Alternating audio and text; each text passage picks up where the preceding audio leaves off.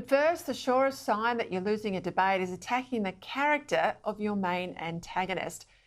And one of the worst features of public life these days is the inference that if you disagree, you're not just wrong, you're bad. That you're not just incorrect on a particular issue, but you're somehow morally defective too. The demonisation of Peter Dutton has now gone into overdrive. This from a government that's plainly in trouble and has no effective response to Dutton's claims that they're weakening our economy and jeopardising our national security. Now, poll after poll shows that Australians agree here with Peter Dutton. So instead of clearly indicating where the opposition leader is wrong and arguing why the government's got the settings right, there's now non-stop attacks on his character. Last week in the Parliament, the Prime Minister set the tone and he was the main culprit. All they care about is going down this negative road because we know who this bloke is. He wants to drive Australians apart. We're bringing people together. But now the ambitious Treasurer has tried to outdo his current boss and shop around his own leadership credentials to caucus. Last night in a formal scripted lecture, which means every word he said was very deliberate, in front of an audience of true believers at a Labor think tank, Jim Chalmers declared that Dutton was the worst and most divisive opposition leader ever. He is the most divisive leader of a major political party in Australia's modern history. What is it with the left and personal attacks against Conservative politicians? Tony Abbott, already the most destructive politician of his generation, now intends waging war on what he calls environmental theology.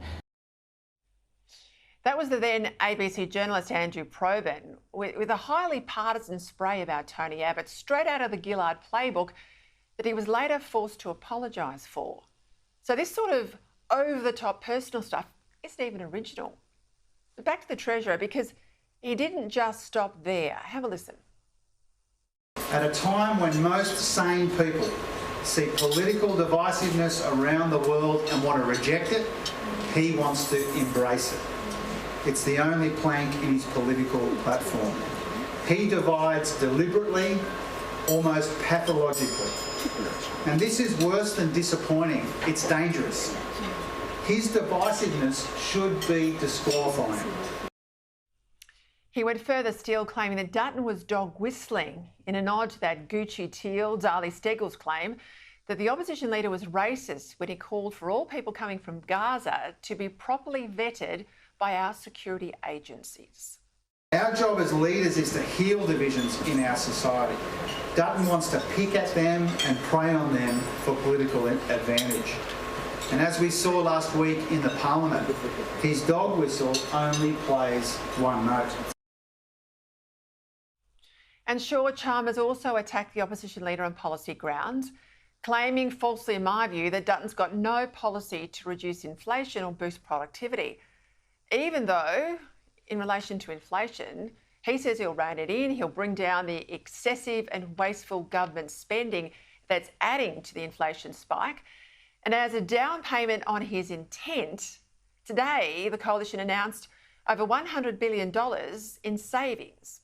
On the productivity front, the coalition's already said they'll repeal Labor's union-driven laws against enterprise bargaining and casual employment.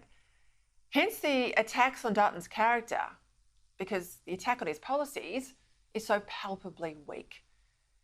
For his part, Dutton has never said that Albanese is a bad man, just that he's a poor Prime Minister. He's never claimed that the PM acts in bad faith, just that he's got it completely wrong on all the big issues to deal with the economy and national security. And yet because he's dared to disagree, and especially because he's convincing people he's now a clear political threat, there's this savage assault in his character and an attempt to put Dutton off his game. And in the hope too that it might persuade some voters to disregard Dutton's arguments. Now, for Peter Dutton, this is all water off a duck's back. As he argues, it says more about Chalmers than it says about him.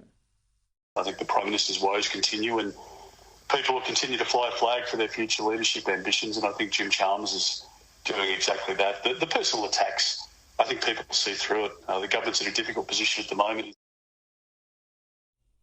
Now, for those of us who did come down in the last shower, all this does is prove that Labor is desperate. Now, this says to me their internal polling's bad, probably worse than the public numbers we've seen, meaning they're headed to the wall after just one term. Labor are good at one thing. They play the man, not the ball. They do it ferociously. And when in trouble, they go hard on the personal, lashing out in the only way they know how. It's a decision about whether, once again, we will banish women's voices from the core of our nation's political life. I invite you to imagine it. A Prime Minister, a man with a blue tie, who goes on holidays to be replaced by a man in a blue tie. A Treasurer who delivers a budget wearing a blue tie. To be supported by a Finance Minister, another man in a blue tie. Women once again banished from the centre of Australia's political life. Look at that date, 11th of June 2013. 2 weeks after that embarrassing spray, Gillard was dumped by her colleagues and Kevin Rudd was back in the lodge. Going personal, getting nasty, it didn't help Labor then because Rudd lost to Abbott in a landslide later that year. It won't help them now either. On the two things that Australians care most about right now, cost of living and the safety and security of their own local communities, Peter Dutton is streets ahead. The Coalition knows it, Labor knows it, it's in all of their internal polling and has been for months. And that, ladies and gentlemen, is why Labor is so rattled and so desperate.